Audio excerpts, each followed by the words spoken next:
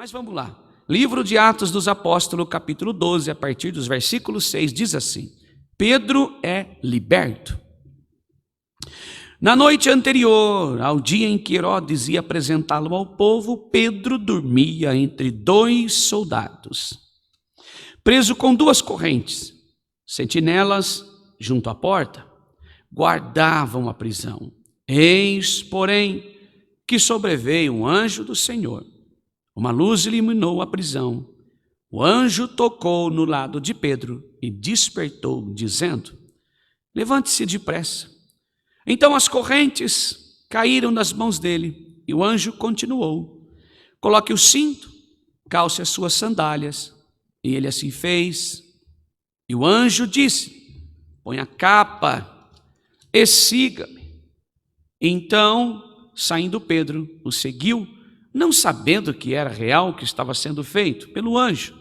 Ele pensava que era uma visão. Depois de terem passado a primeira e a segunda sentinela, chegaram ao portão de ferro que dava para a cidade, o qual se abriu automaticamente.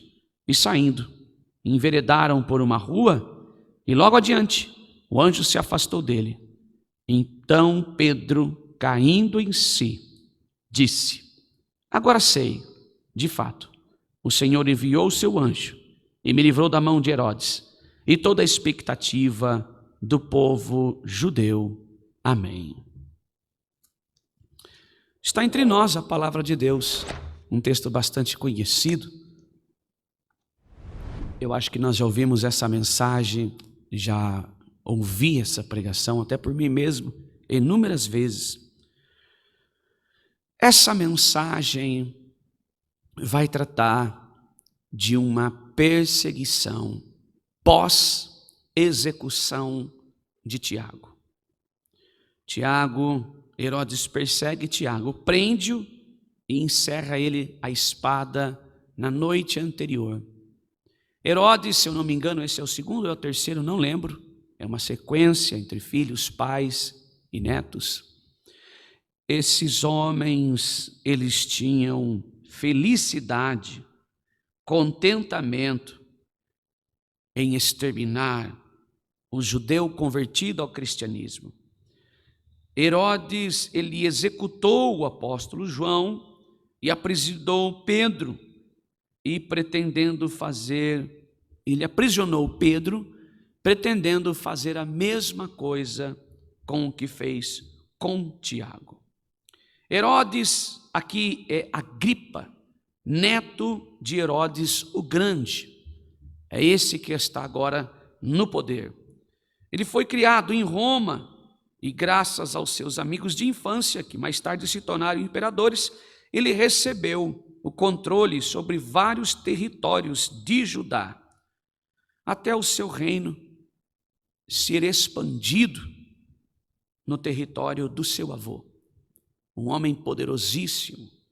Por que eu estou fazendo toda essa menção? Para dizer a você, para que nós possamos compreender o prazer que este homem sentia ao perseguir cristãos, aprisionando e encerrando a sua vida na cadeia, dizendo como uma notícia: eu tenho tudo sobre meu controle. Esse negócio de cristianismo aqui, não. Eu sou um imperador e quem manda aqui sou eu. Então o povo o aclamava por ele defender, entre aspas, o seu posicionamento cruel, o seu posicionamento de ordem e de poder, misturado com medo, ganância pelo poder, arrogância, atitude desleal. Este homem aqui, ele se achava no direito de ser Deus, no direito de dar a vida e retirar de quem quaisquer ele desejaria. Este homem, ele é o neto de um homem poderoso e ele quer mostrar o seu poder até onde é capaz de chegar, com a ganância e o poder que estava sobre a sua vida em dominar o povo judeu. Este homem, Ele queria mostrar, em cima dos fiéis convertidos ao cristianismo, que aquele poder estava sobre as tuas mãos, e ai de quem se atrometesse, se intervisse no teu assunto. Este homem sentia prazeroso quando encerrava alguém na prisão, quando tirava a vida de alguém. Este mesmo homem agora vai fazer com que Tiago seja martirizado. Tiago era discípulo de Jesus, filho de Zebedeu, irmão de João. Não devemos confundir com Tiago, irmão de Jesus, que é o autor do livro de Tiago.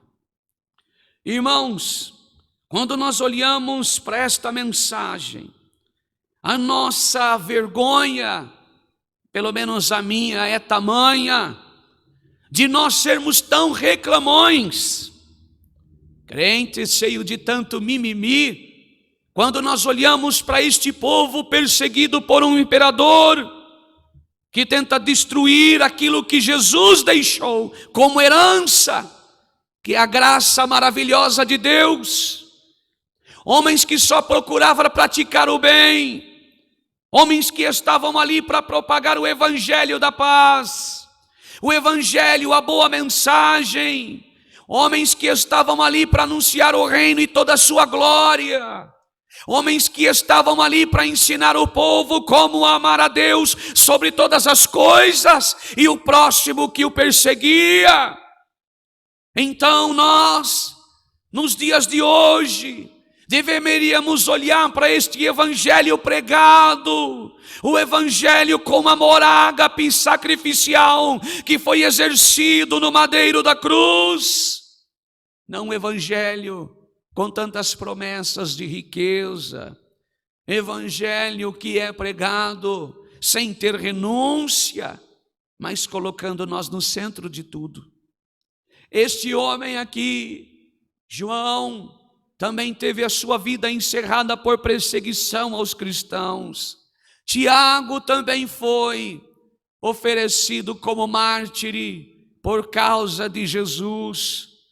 Pedro agora está na mesma posição, mas o que me impressiona é a paciência, que agora está envolvido com coragem e decisão. Eu amo a Deus sobre todas as coisas, mesmo com vida ou sem vida. Quando chegar a minha vez, eu quero estar em Cristo. Glória a Deus. Talvez toda a expectativa de vida para Pedro tinha enterrado e tinha sido enterrada junto com o corpo do próprio Tiago na noite anterior. Mas Pedro tinha em seu coração uma certeza viva que Paulo teria pouco tempo depois. Combati o bom combate, terminei a minha carreira e guardei a fé. Glória a Deus, aleluia. Aquilo que está no meu coração, que veio através da conversão, do sacrifício da cruz, o que vier sobre a minha vida neste mundo de matéria é lucro? Não, é lucro sim, glória a Deus, porque o que vier sobre a minha vida, atentar sobre ela, o que importa é que eu estarei com Cristo numa vinda dele, ou na vida vindoura, com graça e glória no céu. Glória a Deus. O amor por Jesus estava lá. A conversão fazia parte de Pedro. Tanto é que o anjo, quando desperta, ele está sem as sandálias, ele está sem o cinto e ele está sem a capa, mas não desfez dela. Hoje, todos nós, quando nós saímos da presença de Deus, nós entristecemos com coisas da vida e culpamos Deus por causa dos nossos erros, pecados e nós abandonamos o que é de Deus. Quem cantava, agora muito pouco se assovia uma estrofe de um hino. Quem orava constantemente, quando as coisas se apertam, Deus tem misericórdia, mas é só palavras vazias, porque o coração só tem mágoa, só tem lamento, e não tem mais aliança com Deus. Glória a Deus. Outros que saem da presença perderam, glória a Deus, a intimidade, deixaram Jesus e se perderam do caminho. Agora, quando antes lia uma palavra, um capítulo todo, examinava a Escritura, já não tem paciência de ouvir uma palavra como esta, porque não atinge o alvo que é você. Não atinge o alvo que é a nossa carne e nem aquilo que nós desejamos como triunfo. Mas Pedro fez exatamente ao contrário. De fato, sabia o que estava reservado a ele, mas descansou no Senhor. Tranquilizou, tirou a sua capa, desfez do seu cinto e tirou os teus chinelos e colocou do lado. A Bíblia diz que quando o anjo chega lá, ele estava dormindo. Glória a Deus. Quantos de nós que estamos aqui esta noite, no sentido como aprisionados, como no começo desta palavra, ainda perguntei à igreja pelo Espírito de Deus. Quantos de nós que estamos aqui esta noite, aprisionados pelo pecado, mesmo conhecendo Jesus, aprisionados pela infelicidade de termos a nossa casa visitada por espíritos que atormentam o teu filho, atormenta a tua filha, atormenta o teu casamento, mexe na tua finança, mexe nos teus negócios, toca no teu sonho, mexe na tua saúde, mexe no teu coração, mexeu no seu sangue, e você não só tirou o cinto, não só desembaiou uma espada, como lançou ela fora, ou está para lançar. Não faça isso, igreja. Não vamos apostatar da nossa fé, mas ouvir a boa mensagem do Evangelho pregado pelo apóstolo Paulo. Se Deus é por nós, ninguém será contra nós. Glória a Deus. Mesmo estando na prisão, Deus é por nós e ninguém é contra nós. Glória a Deus.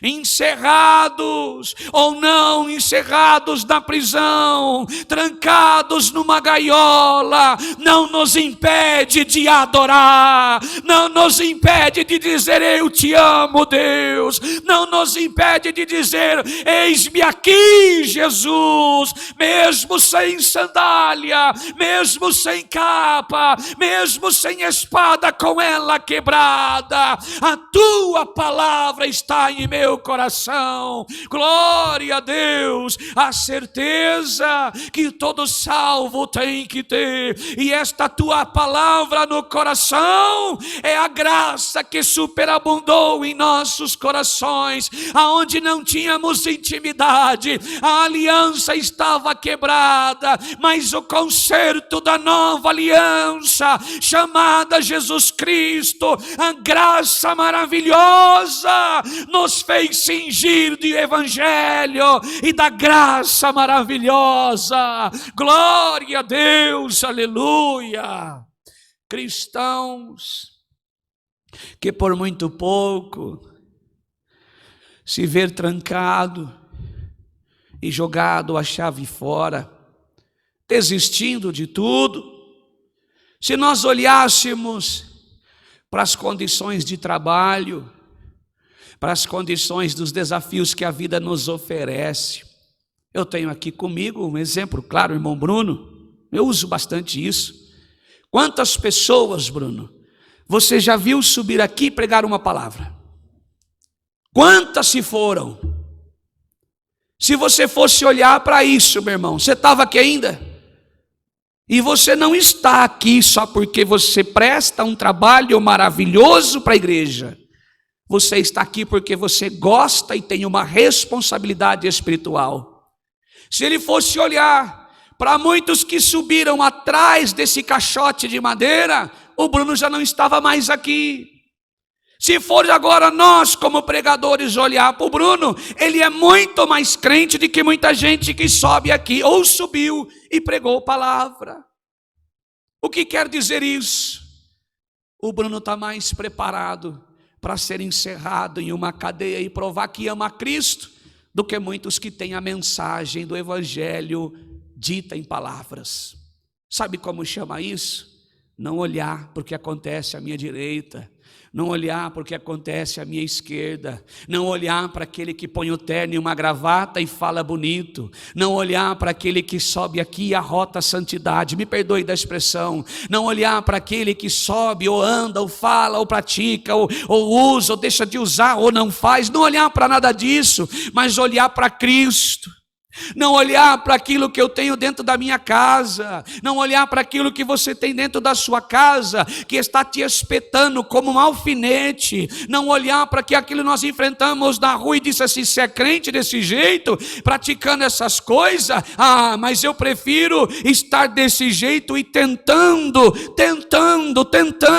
mudar algo em mim, pelo menos na matéria, porque o Espírito quem muda é Deus, mudar o meu caráter, sacrificar a minha carne, porque isso sim depende de mim, a vontade de sacrificar a minha carne do que eu sair da presença. Igreja, por mais que esteja difícil suportar e ver dentro da tua própria casa os maus exemplos que você vê por aí, que eu e você possamos usar Jesus como exemplo para a nossa vida.